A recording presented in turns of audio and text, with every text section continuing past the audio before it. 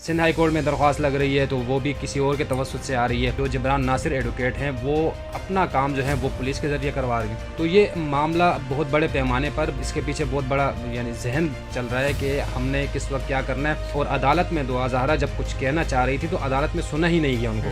پنجاب سے پہلے تو اس بات پہ اعتراضات اٹھ رہے ہیں کہ دعا کو یہاں لانے کی ضرورت ہی نہیں تھی. یہاں سے معاملہ نمٹ چکا تھا. یہ معاملہ اب تھا لاہور کا. نکاح ہوا لاہور میں. السلام علیکم. کراچی پریس کلب سے فیصل خان سوری آپ کی خدمت میں حاضر ہے اور آپ دیکھ رہے ہیں آپ ٹی وی. میرے ساتھ سینئر رپورٹر وقاص خان موجود ہیں جو بتائیں گے ہمیں آج کی اہم پیشی کے حوالے سے دعا زہرا کیس.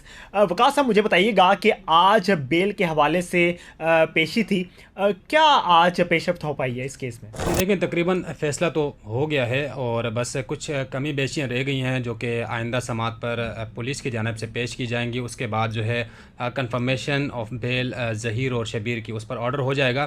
تاہم آج مختلف چیزیں تھیں جن کو دیکھنا تھا سٹی کورٹ میں. ایک تو یہ تھا کہ ایم ایل رپورٹ جو کہ تفتیشی افسر نے یہ کہا تھا کہ ہم اس حوالے سے تحقیق کرنا چاہتے ہیں. درخواست لگائی تھی عدالت میں اور عدالت نے اس درخواست کو رد کر دیا, مسترد کر دیا اور تفتیشی افسر کی وہ درخواست جو ہے وہ واپس ہو گئی. اس کے ساتھ ساتھ یہ بیل کنفرمیشن پر تھا جو کہ 17 اگست تک, یعنی اچھا خاصا ٹائم, تقریباً 17 دن مل گئے ہیں ظہیر اور شبیر کو. اس حوالے سے عدالت نے لمبی تاریخ دے دی اور چالان جمع کرانے سے متعلق پولیس نے ٹائم مانگا ہے عدالت سے کہ ہمیں مہلت دی جائے, ابھی تک ہمارا چالان مکمل نہیں ہے. اس حوالے سے عدالت نے 6 اگست کی مزید اگلی تاریخ دی ہے. 6 اگست کو عدالت نے کہا ہے کہ آپ ہر صورت میں چالان پیش کریں. چالان پیش ہوگا تو پھر آگے جا کر کیس جو ہے مزید آگے بڑھے گا اور چالان ہی ظاہر ہے ایک کیس کی ریڑھ کی ہڈی ہوتی ہے. اس کے بعد فرد جرم عائد ہوتی ہے اور شواہد جو پولیس اکٹھا کرتی ہے تمام تر صورتحال میں وہ عدالت کے روبرو پیش کیے جاتے ہیں. اچھا, بیل میں توسیع تو کر دی گئی ہے لیکن دعا زہرا اتنا عرصہ, اتنے دن اب دارالامان میں رہے گی؟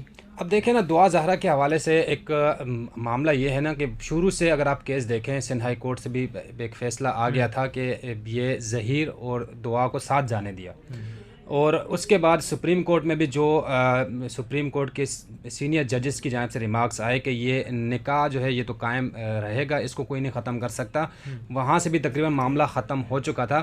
اب اسی بنیاد پہ یعنی یہ جو ہے اغوا کا مقدمہ نہیں بنتا, یہ سینئر ججز کہتے ہیں. ہائی کورٹ کے ججز نے بھی یہ بات کہی, سپریم کورٹ نے بھی یہ بات کہی. اسی چیز کو اب سمجھ یہ نہیں آ رہا کہ ماتحت عدالتیں کیسے انہی باتوں کو دیکھ رہی ہیں اور انہی باتوں پہ دوبارہ آرگومنٹس ہو رہے ہیں اور اسی پیچیدگیوں میں دوبارہ الجھ گئے یہ سارے. حالانکہ معاملہ بہت سمپل تھا. پولیس کی جانب سے عدالت میں پہلے کہا گیا کہ ہم نے بازیاب کرا لیا ہے, اب یہ مقدمہ نہیں بنتا. C کلاس چالان آ گیا تھا. اس کے بعد یہ معاملہ اب وہ عمر کا حوالہ دے رہے ہیں کہ عمر کم ظاہر ہو گئی ہے, وہ اس چیز میں الجھا رہے ہیں. باقی یہ کہ مجسٹریٹ نے نکاح خواہ کے حوالے سے بھی یہ معاملات کے ڈاکومنٹس نہیں دیکھے. حالانکہ نکاح ہمارے معاشرے میں جس طرح ہوتا ہے, جو شرعی طریقہ کار ہے اس کو اپنا لیا جاتا ہے اور اس کے یعنی زیادہ اس میں کچھ ہوتا نہیں ہے, لیکن اس کے باوجود الجھایا جا رہا ہے. جیسے اب ایم ایل کے لیے تفتیشی افسر نے عدالت سے رجوع کیا. اس چیز کی اب آپ خود اندازہ لگائیں کہ اس کی ضرورت پڑتی ہے جب ہائی کورٹ نے ظہیر اور دعا کو ساتھ جانے کی اجازت دی. اس کی کوئی ضرورت تھی نہیں, لیکن اس کے باوجود وہ درخواست لگی, وہ عدالت نے بہرحال ریجیکٹ کر دی. لیکن مزید چیزیں آگے آتی جا رہی ہیں. اور ایک مزے کی بات آپ کو بتاؤں کہ جو درخواستیں وہ پولیس جس نے شروع میں یہ کہا تھا کہ یہ کیس نہیں بنتا اور C کلاس چالان پیش کیا, وہی پولیس جو ہے ایم ایل کے لیے درخواست دے رہی ہے عدالت میں. دوسری جانب پروسیکیوشن یہ کہہ رہی ہے کہ میڈیا کو اس کیس سے دور رکھا جائے. یعنی جو مدعی ہے, جو درخواستیں مدعی مقدمہ نے دائر کرنا تھی وہ پولیس اور پروسیکیوشن عدالت میں لے کے آ رہی ہے. اب آپ اس سے اندازہ لگائیں کہ جو جبران ناصر ایڈوکیٹ ہیں وہ اپنا کام جو ہے وہ پولیس کے ذریعے کروا رہی ہیں, پروسیکیوشن کے ذریعے کرا رہے ہیں. تو یہ معاملہ بہت بڑے پیمانے پر یعنی اس کے پیچھے بہت بڑا ذہن چل رہا ہے کہ ہم نے کس وقت کیا کرنا ہے. سندھ ہائی کورٹ میں درخواست لگ رہی ہے تو وہ بھی کسی اور کے توسط سے آ رہی ہے. آرگومنٹ جبران ناصر صاحب دے رہے ہیں لیکن درخواستیں گھوم پھر کے کسی اور کی طرف سے آ رہی ہیں. اور سمپل کیس تھا. آپ نے بھی سٹی کورٹ میں سرکاری وکلاء سے بات کی, ہم نے بھی بات کی, تو تقریباً سرکاری وکلاء اس بات پہ متفق ہیں کہ یہ کیس کچھ بھی نہیں ہے, یہ کیس ختم ہو جائے گا. جب لڑکی نہیں مان رہی ہے, لڑکی یہ کہہ رہی ہے کہ میں یہاں سے خود گئی, میں نے نکاح کیا, مجھے اغوا نہیں کیا گیا, تو اس کیس میں کچھ نہیں رہتا. لیکن بس کچھ ہے نہیں اس کیس میں, تو اسی لیے مختلف نوعیت کے اپلیکیشنز لگائی جا رہی ہیں کہ بس کسی نہ کسی طرح دعا زہرا کراچی میں ہوں, شیلٹر ہوم میں ہوں. شیلٹر ہوم میں کراچی کی جو ہے نا, آپ نے بلال بھائی کی بھی بڑے اس میں وہ سنے ہوں گے, میں بھی یہ بتاتا چلوں کہ یہ یعنی ایک قسم کا پریشرائز کرنے کا ایک حربہ ہوتا ہے کہ جو شیلٹر ہوم میں جو شخص ہے یا خاتون ہے یا جو بھی ہیں, ان پر اتنا پریشر دباؤ ڈال دیا جائے, خوراک میں ایسی چیزیں دی جائیں, باقی یہ ہے کہ سخت سیکیورٹی, جو چیزیں جو مسائل ہیں ان کو حل نہ کیا جائے. اور عدالت میں دعا زہرا جب کچھ کہنا چاہ رہی تھی تو عدالت میں سنا ہی نہیں گیا ان کو. جب عدالتیں نہیں سن رہی ہیں, بچی جو ہے وہ چائلڈ پروٹیکشن ہوم میں ہیں اور اس کے ساتھ ساتھ ان کے ساتھ مسائل بھی ہیں, تو یہ ایک حربہ ہے کہ دعا زہرا پریشرائز ہوں. پریشرائز ہونے کے بعد بالآخر مجبور ہو کر وہ کہے کہ مجھے والدین کے ساتھ جانا ہے.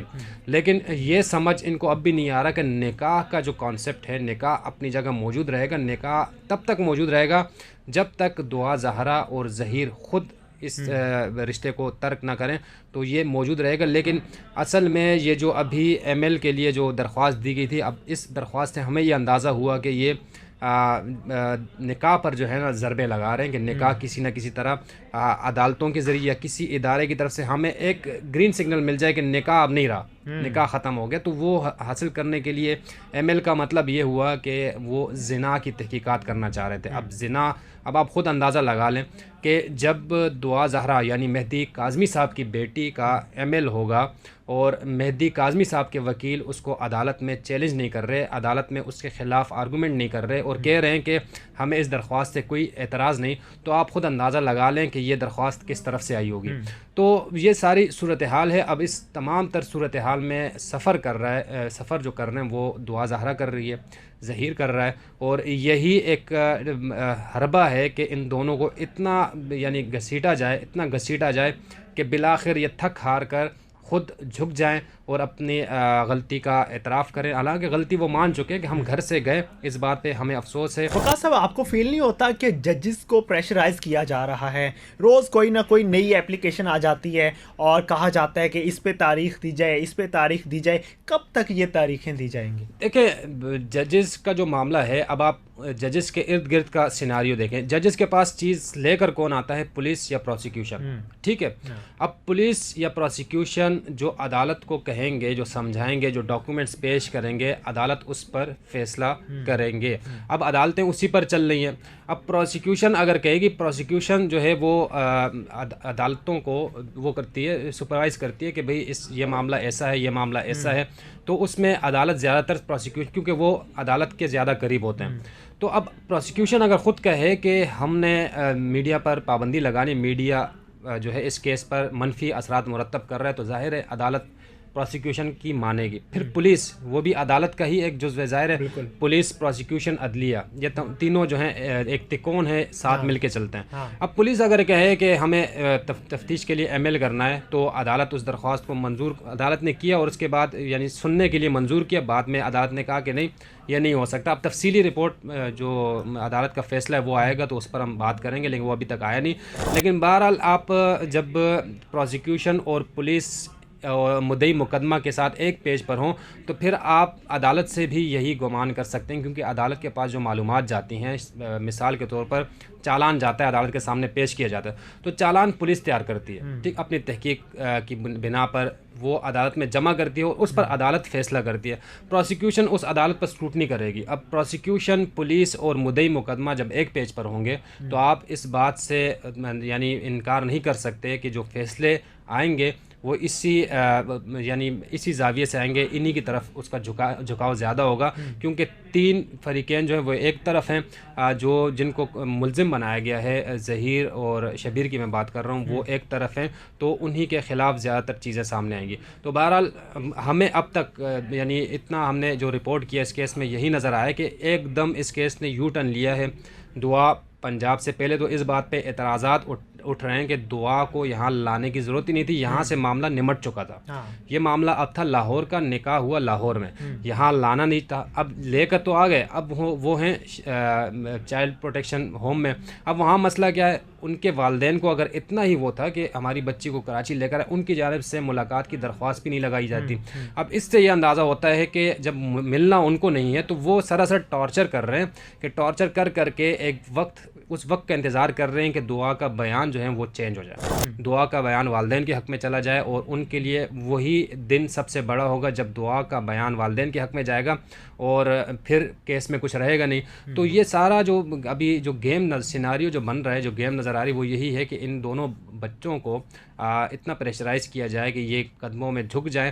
حالانکہ دیکھا یہ جائے کہ انہوں نے اس بات کی خود اعتراف کیا کہ ہم گھر سے گئے, یہ ہم نے ایک غلط قدم اٹھایا, اس پر ہم شرمندہ ہیں, لیکن ہم نے شرعی ایک کام کیا. نکاح جو ہے نکاح ظاہر نکاح کی مخالفت کوئی نہیں کر رہا. جبران ناصر ایڈوکیٹ نے سپریم کورٹ کے باہر کہا تھا کہ کسی عدالت نے کسی فورم میں نکاح غلط ثابت نہیں ہوا. ہمارے سپریم کورٹ کے سینئر ججز ہیں, انہوں نے یہ کہا کہ نکاح اگر 14 سال کی بچی بھی کرے گی تو نکاح اپنی جگہ پر موجود رہے گا. تو یہ اگر آپ ہائی کورٹ سپریم کورٹ سے اور ہائی کورٹ سے بڑی عدالت تو یہ نہیں ہے. انہوں نے جو کہا ہے اس معاملے پر وہ اگر دیکھ لیا جائے, اس پر غور کیا جائے تو کیس میری نظر میں ختم ہے. بہت شکریہ وقاص آپ کا. بالکل جی وقاص ہمیں اپڈیٹ کر رہے تھے آج کی اہم پیش رفت کے حوالے سے. اسی کے ساتھ مجھے دیجیے اجازت اور آپ ٹی وی دیکھتے رہیے. اللہ نگہبان.